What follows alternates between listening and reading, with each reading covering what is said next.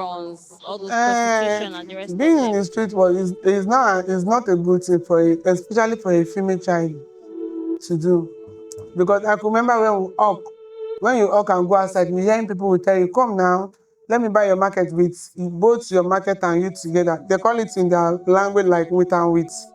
That means I want to buy your market, I want to buy you also. They will give it. You see girls doing it. In that time we are going, we see girls doing it. It's not as if something they hide. They do it. Like maybe you are carrying market of 3,000 and somebody paid you 5,000. And back then, 5,000 is just like a million by then. I could remember when I want to get to GS1 and I went to go and meet my dad that I needed 1,000 naira. But I was hustling by then. I needed just 1,000 naira. School fees was 2,500 by then. My daddy said he does not have. The wife said she should not give me the money. He said he does not have that. He's not going to give me. I was in pain. And that was the only last person that they wanted to collect by then. They said if I did not come and register on Monday, they won't register me again. I was in tears. Like I went back again that day. My daddy said he does not have. But then I went to my daddy's sister. I checked down to that place. When I get to this place, Zuma said, what happened? I told you, man, she gave me that 1,000 and she followed me the following day to register me. But how am I going to feed? That is another problem. And I was staying with my grandma. So the thing I could do then now, I was selling orange. Orange was very easy by then now. We buy orange of maybe 15 naira, 100 naira. Things was very easy. We sell it for 50 naira, 1 naira. You are peeling it. This is by 10 years old. I was already doing this business. I was good at it. 10 years old. Yes, from 10 years, I was good at going to buy and sell. First of all, growing up was not even being easy at all. But when I was growing up, I was very bullied. Like, where is your mom? You don't have a mom. This, that. And I have one. But there was a time I used to go to church. I would pray, God, just let me have this opportunity to know who is my mom. Because I think the prayer was not even coming true. One fateful day, I can remember that very day. I was in GS2. Just say somebody came down to look for me. The person looked just like me. The person looked, my mom was like my mom. So immediately I just rushed. Like, let me see. I just saw the person outside. It was my mom. I don't even know because I see we look so much alike. I was very happy. The embrace, all that. I hug her, this. But before meeting my mom, my dad has another wife. I could remember when I want to get to GS1 and I went to go and meet my dad that I needed 1,000 naira. But I was hustling by then. I needed just 1,000 naira. School fees was 2,500 by then. My daddy said he does not have. The wife said she should not give me the money. He said he does not have that. He's not going to give me. I was in pain. And that was the only last person that they wanted to collect by then. They said if I did not come and register on Monday, they won't register me again. I was in tears. Like I went back again that day. My daddy said he does not have. But then I went to my daddy's sister. I checked down to that place. When I get to this place, Zuma said, what happened? I told you, man, she gave me that 1,000 and she followed me the following day to register me. But how am I going to feed? That is another problem. And I was staying with my grandma. So the thing I could do then now, I was selling orange. Orange was very easy by then now. We buy orange of maybe 15 naira, 100 naira. Things was very easy. We sell it for 50 naira, 1 naira. You are peeling it. This is by 10 years old. I was already doing this business. I was good at it. 10 years old. Yes, from 10 years, I was good at going to buy and sell. And I'm very happy because that same thing I was doing very young helped me up to date. So when I will buy, I will sell, I will take care of myself. But the thing affected me in one place that even today, I'm still feeling that regret because I did not have the opportunity to focus on that, my education. I was in pain because when my mates carry book now, they are reading, I will be looking like, duh, I can't read it. And it's very, very painful because I was going like I don't even know how I passed. Sometimes I would say, this teacher, they don't know, they are just promoted, they are just giving me the next class, because I don't even know the way I passed. But to cut the long story short, I get back. When I finished, I was like, I can't go back to school. I don't have money to further myself. Why not for me to go and look for something to learn? There was a guy then. What class did you stop? I finished. I did not drop out. I finished. I could remember that when I was in SS2, I repeated because my result was very bad then. they have to tell me I will repeat that class. And all the class was like, hey, see you don't repeat, like this. Though the shame was too much, I have to just find money. I also then transfer myself to another school. Make sure I start from that same scratch again. Make sure I pass that class. Unfortunately, I passed the class, passed the other class also. Then I dropped out. Then when I finished the class, I have to look for what to do. I was working, selling market, doing this, but as a woman, I wanted to have something I'm going to do that is going to be my own or myself. So I decided to go and learn work. It's not as if I wanted to learn that work self. Like that work just came by opportunity. I went for a job interview. So when I went for a job interview, I just see tailor people full that place. It at Iparisu area. I see tailor left and right. I was like, why not me going go for this? Let me go and learn. But where will I get the money from? I went to go and meet the man. The man said I'm going to pay 20,000 naira. Okay, I said okay. I don't have 20,000. Can I pay twice? The man said yes. Then I paid 10,000 naira. By then, I paid 10,000. I start. There was a guy I was dating by then. He gave me the 10,000 naira to go and pay. He was following me left and right. When I come back, then I will give me 200. I should go and eat. I will use the money and eat. The money, if I'm going, he will give me 200 also. Instead of me spending the money, I will spend 100 naira. I will save 100 naira. Back then, things was still better small. I will save it. Then that is how I was doing till I finished. When I learned the work finish, it was not easy, but I'm so grateful to God that I learned it, I finished. Then one day my daddy now called me that you are working from month to month. You've not even been getting money now. And I said, daddy, you've not even called me and asked me what kind of work am I doing? You've not even asked. You just say I'm working, I'm not giving you money. I said I'm learning work. And unfortunately, today that you asked is the last day of me in my shop because I'm already through 3 years. The guy said you are learning work since all this. I said yes. Since I decided to give my career a good future, I don't want to join those girls that do hook up or that will move around. I don't want my story to be like one of them. So I have to find something to do. My dad said, I said yes. Then my dad stopped. Then I have one machine. I'm not even the one that get the machine because the same guy I was dating back then, he got me one machine. Then I have opportunity again. From then I meet good people that have money that wanted to marry me back then. But I was like, why would I leave somebody that will start from crash? That gave me 215 naira, 5,000 to go and pay for my work when I was learning. Now because I see big man, I will not follow the man. I said, no. My husband was like, he was like, are you going to leave me and follow this? I said, I can't leave you. If I wanted to do so, I would have done so for a long period. So he said, are you sure? I said, yeah. He said, okay, I would like to know your people. I know if I take her to go and meet my dad will not be approved of it. So I took my husband to my daddy's younger brother. He approved. Then we went to our own family's place, then come to my house. We did the needful. It was so great because, in fact, I won't say I forget all those things. My husband has been the best husband of the man. We may not have money, we may not have a big house, we may not have anything, but he's a man that he gives me joy. Even when you told him I'm here, you said that is not my wife. I know where my wife is. He has been the best husband for me. But unfortunately, getting a shop again, we bought many things, we start moving, we have our first kid, the second and the third. This has been going very fine, but suddenly we just they say they want to demolish. Yes, we heard about it, but we did not take it that serious. We thought the community said they've settled it, we should calm, we shouldn't feel any this thing. I was like, fine, thank God. But suddenly one morning we just said they've come. And I was not even around. I was in Oyinbo then. I went to go and get something. They said you start demolition. I was I was in a hurry. I just have to took a bag. Before we know that, I took some of my machine out. The way I was even taking them out, some people are even stealing their own. But I'm grateful because at least out of 6, I got up to 4. So I'm so grateful. But still yet it has not been easy. The rain will fall is on top of our head. The sun will shine is on top of our head. To the extent that me that have work and I'm very good at my work. But now I'm frying akara, frying yam, I'm not ashamed finding yam because at least my children are not begging for food.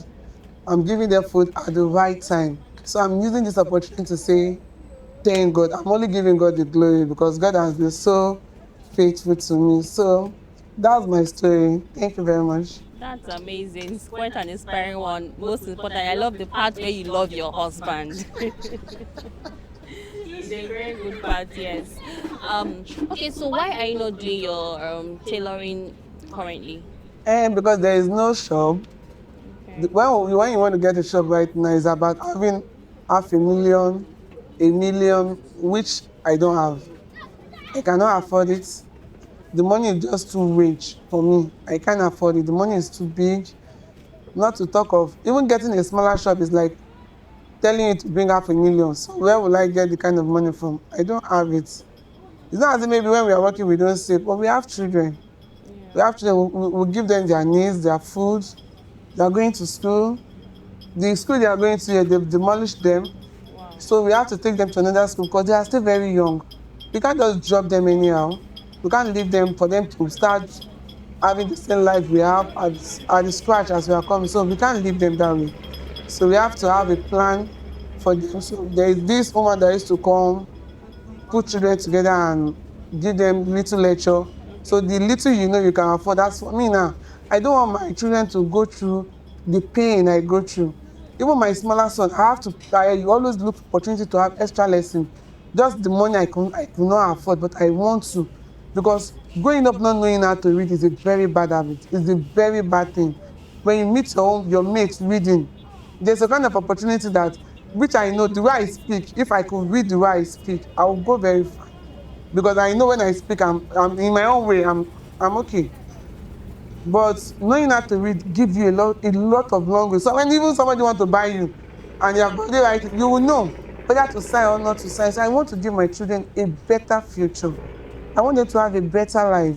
That's why I'm saying, let me just start from this account. Instead of me just sleeping and looking everybody, some people are just crying left and right. I should build myself doing something for them. So I started frying akara, I fry yam.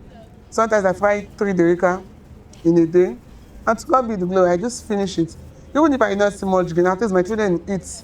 They see from there and eat. That is more okay for me. So I'm just saying, God, thank you.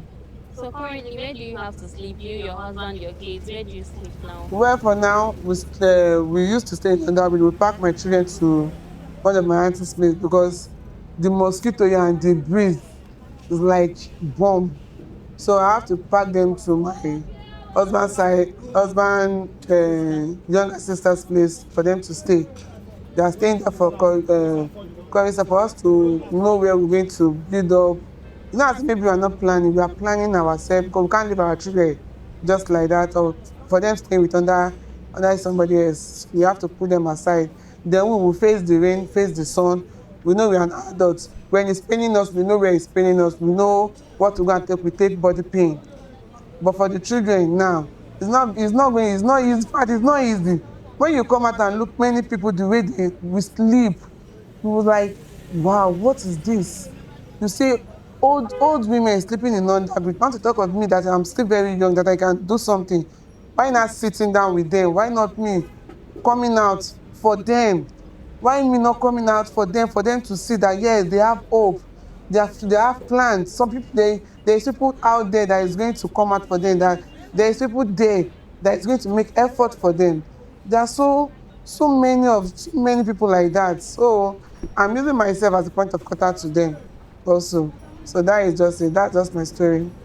Let me take it a little bit backward to when you said you met your mom for the first time in your JS2. Tell me Yes, about that. that is very an interesting story. When I meet my mom, I was like, there is this tears in my eyes. Where have she been all the while?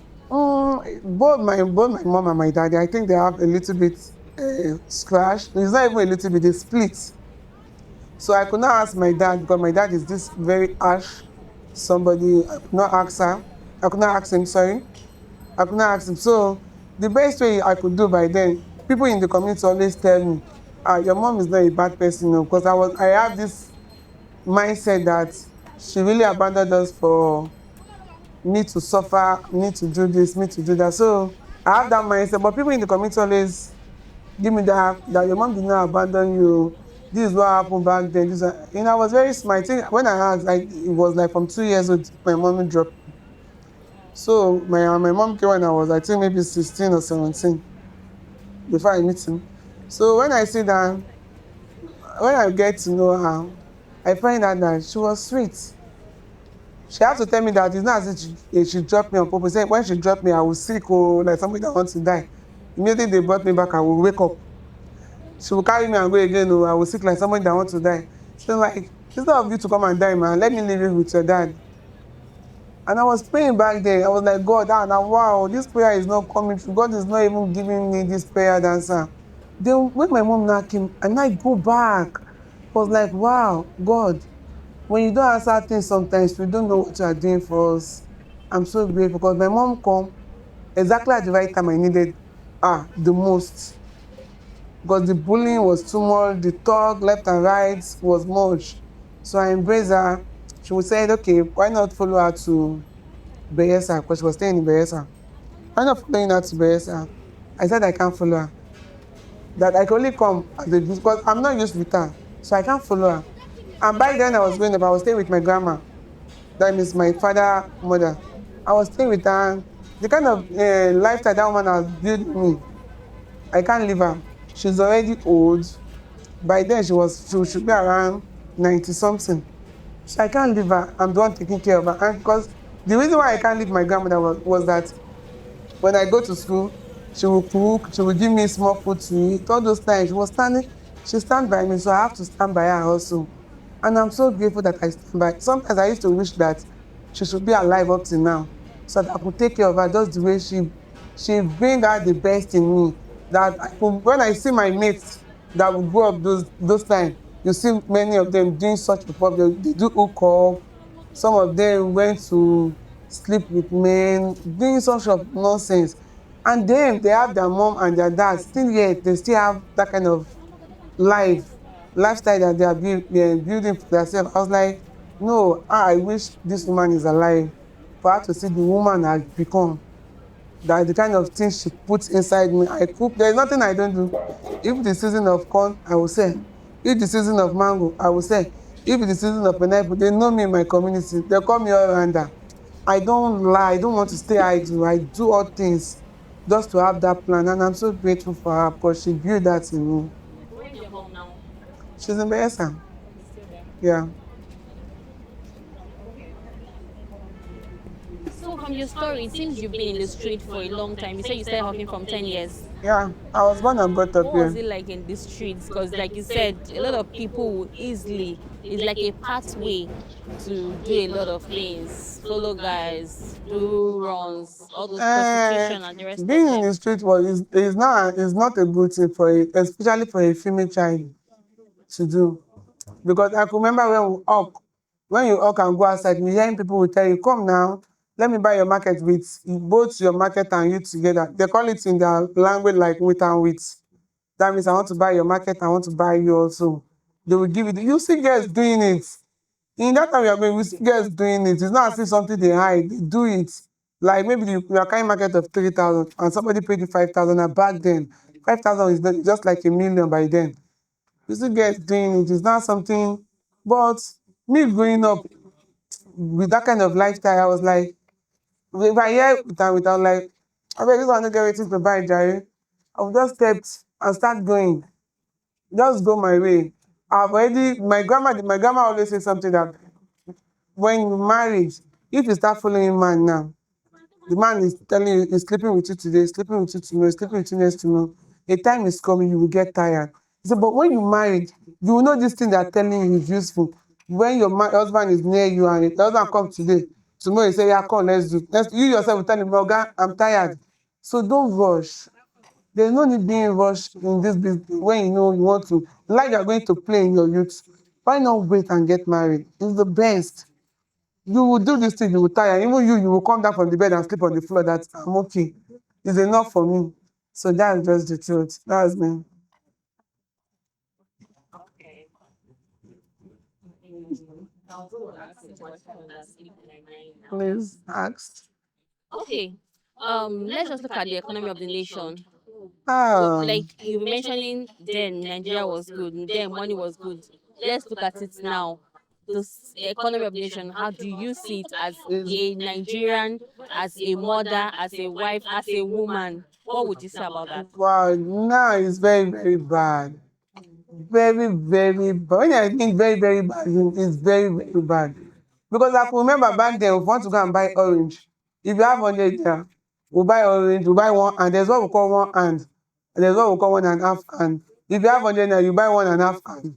You will transport yourself from that 100 naira. You will transport yourself, come home, you will buy nylon, you will sell, you will see gain of maybe 100 naira also. But now, if you don't have like 2,000 naira, you can't buy one hand of orange, you will not even gain up to 500 naira. The community now is very, the Nigeria is very, very, very bad. Let's talk about rice. How much is rice before?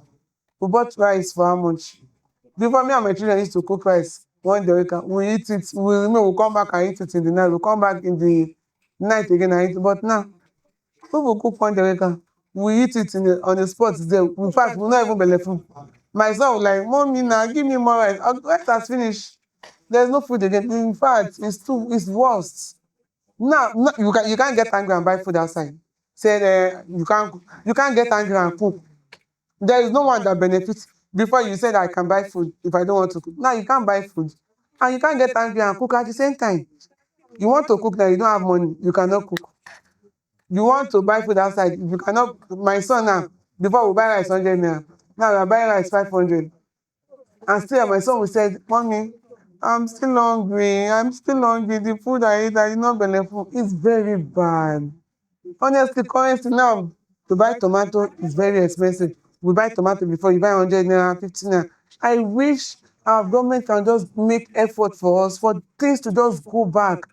Even not much, but a little more.